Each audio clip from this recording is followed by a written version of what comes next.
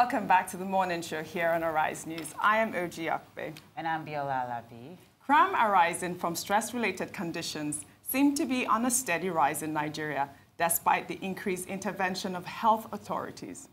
And the long-running argument as to whether these offenses are medical or purely psychological haven't gone away either. To look at this in more details, we're now being joined by Adenze Osomonika, a health and wellness professional. Good morning. Welcome to the morning show. Hi. Hi guys, good to see you again. Good to see you again. I feel like I wished it was under more positive circumstances. But one of the things we're seeing is an increase in stress-related crimes. And that obviously is coming from the current economic situation, which we spoke about in length with our earlier guest. What do you believe people need to do in this type of environment where there's so much stress so they don't drive themselves into criminality? Is basically what it is. Yeah, well, first of all, we need to address the situation that it's here with us. Like, for example, on my way here today, around Ibrahim Adesoya, there was a lot of traffic. And everybody was wondering why. By the time we got there were about 4 heads, as in people beheaded. Yes, Are you serious? Yes, Today? yes, today. This morning? This morning. On your way here? On my way here. Heads? There was one, the 5th head was on some other, they put that somewhere else. But right in the middle of the road, the electric poles, heads were there, beheaded. Serious? Where exactly was this? Towards Ibrahim Adesoya, if you're coming from LBS, between LBS and Ibrahim Adesoya. Wow. So it's like, and everybody's first, you see some people crying, wailing, people what's going on, what's going on? What could lead something as crazy as this? And what comes to my mind, first of all, is that whoever committed the crime, obviously it's not, I can't speculate, but before you can go as far as beheading someone, as in to now ceremoniously put it somewhere, obviously that guy is probably on drugs, to be able to do something like that. So if I want to, obviously a mental health issue. It's a mental health issue on its own, aside from the fact that people capitalize when criminals, the younger generation, have to take drugs, you want to be the man, typical, the Agbero on the road, all that kind of, he's always high on something. The fact that they're taking the hard drugs already affects their brain cells. So even the way, for them to think normally in a situation, as in, even to assess normally, the way they even behave on the road and all that, it's already a mental issue. Because it's a mind-altering. Because a mind-altering, exactly. To make them feel that it's okay to actually carry out this kind of crime. I mean, just even if I want to slap you, for example, there has to be some form of either rage or you've done something to me or it's maybe impulse reaction. But for me to now actually literally come and behead someone, behead somebody and put it up somewhere, I can't be normal, so to speak, in that state of mind. But then also, too, I mean, as someone that has witnessed that, what type of aftershock and after effect would you experience now, and then the millions of other people that will experience that? People were traumatized, as in literally on the road. People were like, they were on their way to church. The mindset when you're on your way to church, you just want to get to church, hear something nice to get you through the week, and then you see 4 heads on your way to church. There's trauma that's already going to come from. Some people were like, someone was literally shaking when I saw somebody else was screaming. All these things, we're assaulted by it here. Because we don't even accept that it's actually here. I was at a program when I was trying to say that most of the time we pick mental health and we put it in this corner. And then every other health is all over here. And then we're trying to push the conversation of better health care, better this, better that. But mental health is somewhere put in this other corner and it's, surrounded by the village people, something, spiritual, whatever. We give all kinds of reasons why we don't want to deal with it. But we have to begin to address it. We have to deal with it. You have to understand, Abiola, that if you're going to be in traffic 6 days in a week, and you're spending 4 hours to get to work, 4 hours to get back, it's going to have some kind of... Immediately somebody tries to cut you off the road. In fact, the way you yell at that person, you'll be like, what did the person do? Or notice when you're even trying to when you're even trying to like beg somebody for space in traffic, they're already doing like as if you're taking something precious from them. Sure. So all of these, our atmosphere, the environment that we live in, is already affecting us. If we don't accept that this stress can lead to some forms of behavior that are unsavory, and then address the stress. As in, I don't know how to make this more graphic. You're like, I want people to get it. I want you to listen. You know, we feel that Nigerians are we're resilient. That was the card they sold to us. That we're resilient. I mean, if it was other nations, they would have ended up in civil war and all kinds of things. They say all these things, but really, yeah, we are resilient. Thank God for we're actually resilient. No, I'm saying we're kind of at war with each other. Exactly. That's what's happening. It has to, like, stress increases the level of cortisol in your system. Yeah. Cortisol puts you in a state of fight or flight. Yeah. Now, in the caveman times, such things were needed because you were either trying to escape from an animal or escape from being eaten or escape from somebody trying to kill you and stuff like that. But if you as an individual living in a country, you are constantly having a raised level of cortisol on a day-to-day basis, fight or flight. People literally live in fear. People don't know how they're going to make it to the next day. Some people don't know how they're going to eat. This Itafaji collapse that happened of recent. Yes, yes. A father who has not been able to pay his children's school fees. The kids didn't go to school, the whole lot, and suddenly, who knows whatever he had to go through to even get the money, to finally get them to go to school. And then you're suddenly told that... the children are dead. What? You know, there was a mother who killed herself. She didn't even wait. I saw that. She didn't even wait.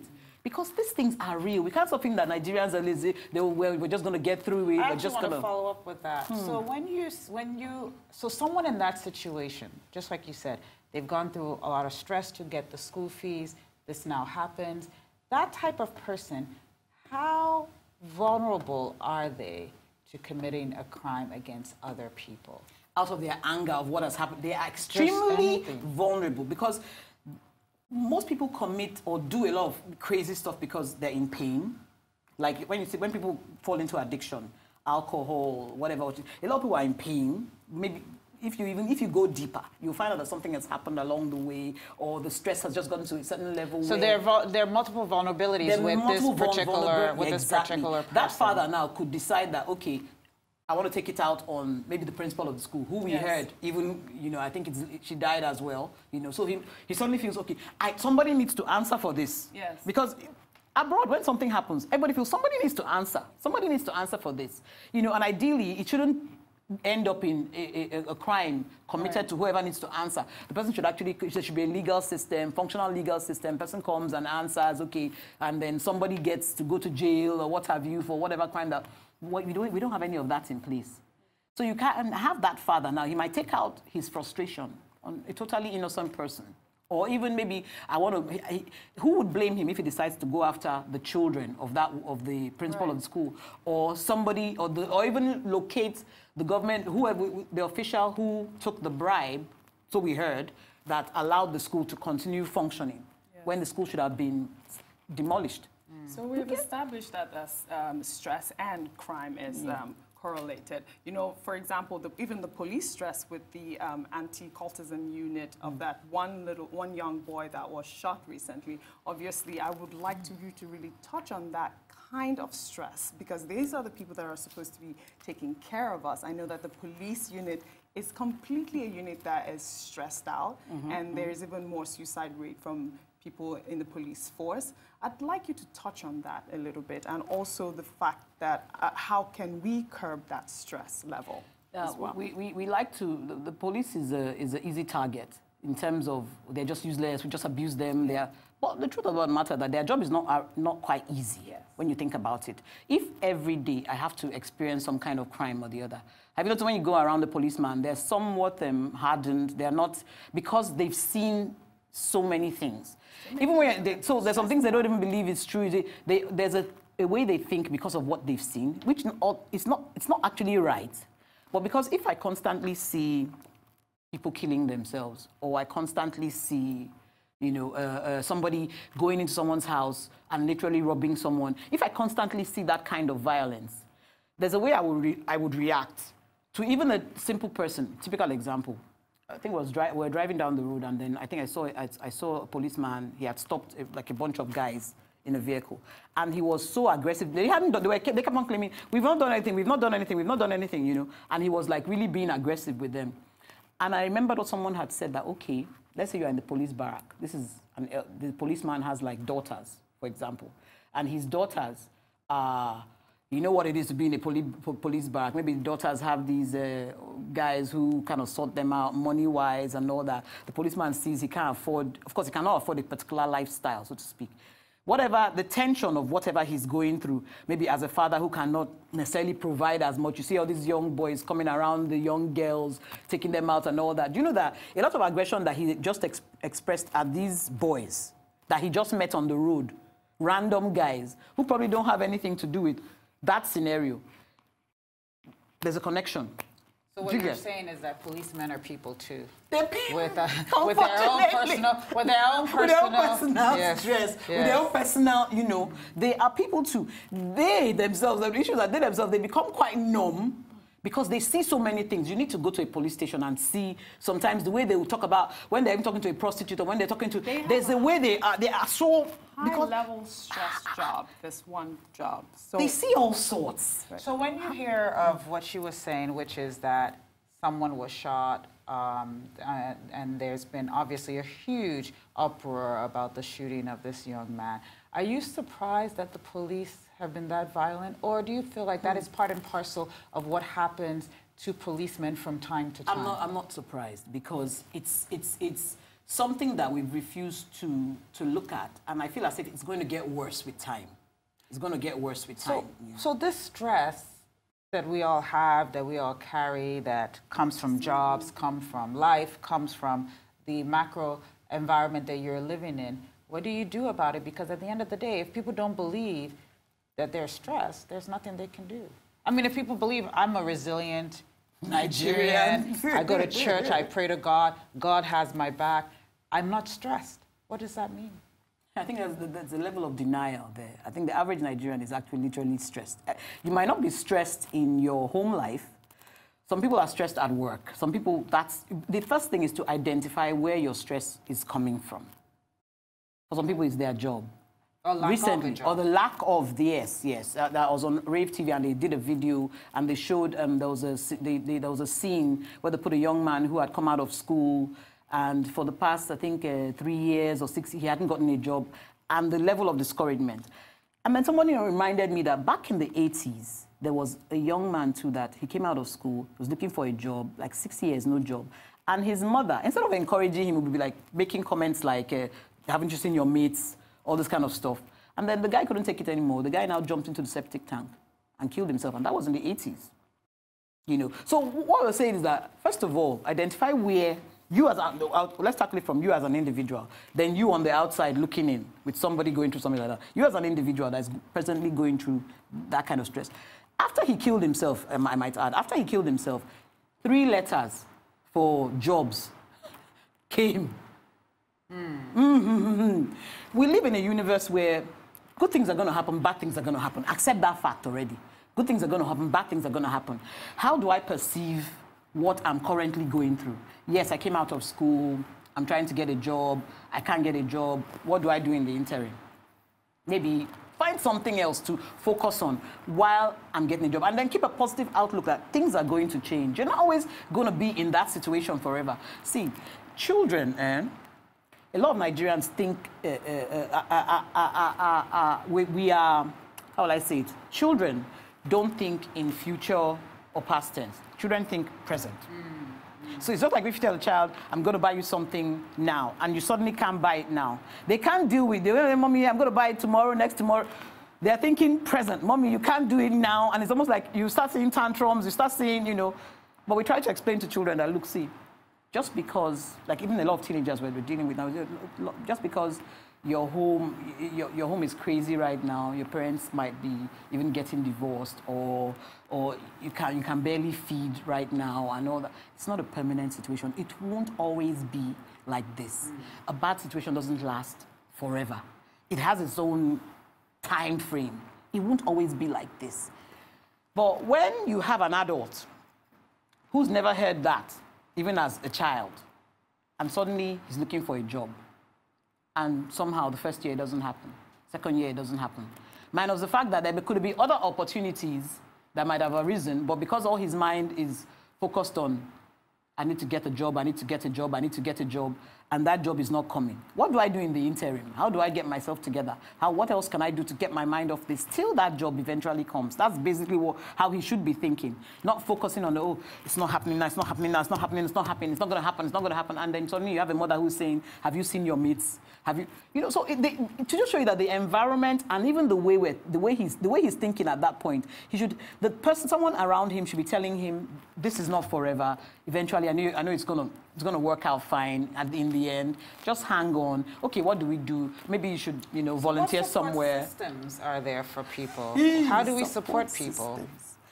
Support systems. Because you have to give us some bright notes. Yeah. So like typical example. Now, you started with like some dark. We need some brightness here. During the Tafaji situation, we had a group of psychologists, psychiatrists, and people when they got together and formed 3 different groups. And they were going to that place every day to deal with people that were handling grief, to deal with people that were going through this kind of hard time. You need to find out what is happening in your area. For example, find out what's happening in your area. Stuff is being done. We called it psychological first aid for free. Nobody was charging anybody anything. They just wanted to make, and they knew. Coming? Were people responding? People were coming, and people were even, the workers were going around the communities. There was a lot of role playing. Show you what to do in that kind of situation where you've lost a child. How do you deal with your grief? Family members, what are you to do? Don't leave them alone. Don't do, a lot of stuff is actually going on in this country. People are actually speaking. So you have to find the help. You have to find the help. You have to know that you need the help. Because the first step is you have to know that you need the help. You can't keep on living in denial and saying, I'm not stressed, I'm not stressed. That's what's happening to a lot of people. You say, I'm not stressed, I'm not stressed. I go to church, I shout, yay! And then, some men are going home and beating the living daylights out of their wives to the point of, there's a recent situation where a woman she had a stroke and died. And it was all out of physical abuse from the husband. And are you saying that there is now increased rates of physical abuse in marriages or relationships because of they were always even existing. They were existing. The funny thing is that there was money. It's just that the guy had a mental issue. That's the head, which was never diagnosed. Never, even for the wife to even understand. Everybody needs to start getting more aware. Like the way we are so aware about child, I always use the example, child sexual molestation. Everybody got to the point where, your eyes have to be open. You don't know what's happening to your child when you're out of the house and so. We have to look at mental illnesses that same way. A guy marries a girl and then gets a good job. All of a sudden, and he's doing well and he's making more money than he could count. And then suddenly, he wants the girl to do certain things and she's not doing. And then suddenly, he feels that he needs to be beating her constantly, Sometimes leave her in a pool of blood. She wakes up and starts cleaning the blood after a beating. She passed out, literally passed out. And started cleaning the blood after a beating. There's something wrong with that picture. First of all, she's not accepting. There's something even wrong with her at this point because she's gone through so much abuse that she thinks it's normal. He comes back and starts shouting at her that why did she wait this long to clean the blood? This is a typical Nigerian scenario. Why did she wait to clean this long? And starts beating her again with a chisel. So these are the kind of things that even you in your own home, you have to be sensitive to know if whoever you're with is going through some kind of mental stress or strain. Once someone starts reacting abroad, maybe starts shouting at his colleagues more or starts, you just know that somebody they're under, okay, guy, let's talk, what's happening? So I'm going through some kind of stress. I just need to de-stress. I need to take a step back, take some time out. When you get home, something I do nowadays, when I get home, I go into a room, I sit down, especially after a very emotionally trying day. And I try and breathe. Okay, you got through the day. Tomorrow is still in front of you. Okay, what are the things I did well? What didn't I? If I focus more on what I did, what I felt I did well, I tell myself, okay, you can do this. You just have to, if it's a situation that is... Yeah, it's like a self-assessment. And then I give myself words of affirmation. And I tell myself, oh, you're doing great. You're doing great. Keep going. You're doing great. You're able to help this person today. Or you're able to do this tomorrow. But in Nigeria, we're just like, we're just going till the next day. Everybody's just moving in that. And you don't think you're going to break down one day. You will. It's inevitable. But when you become more aware of the kind of tension that you're under, some people are under incredible economic stress. Some people are under emotional stress. Some people are being terrorized, even in their churches, by their pastors. For one thing, all kinds of things are going on. But you need to, on your own as a human being, become aware that, look, there's some things, if things are happening to you that should not be happening to you, take a minute, stop. Let's know what are we closing the door to? What are we opening the door to? How is this affecting us as a people, as a person? You get? I don't know how much more to say than to say that it's time to like stop and like let's assess. What exactly is going on? You know, let's evaluate. Let's look at it more. Let's begin to even look for this help, because some help is available. There's psychiatrists that are actually coming up that are, you know, saying that we're out here and we're ready to talk to people. There are psychologists that are coming up in the same Nigeria. Okay. Well, well, I guess people can always find you on social media. Yeah. And thank you always for being here and so insightful and giving us coping skills. I hope there was hope. Yes, absolutely. Yes. Now I've learned to evaluate myself and assess myself every time I feel a little bit of stress. Yes, you have to like know. Okay, no, this is a little bit. It's a little much. Yeah. Okay, you know, take a minute. Let me take a minute. You know, and then come back 100%. You know. Well, thank you for the coping skills for a stressful world. Thank you very much.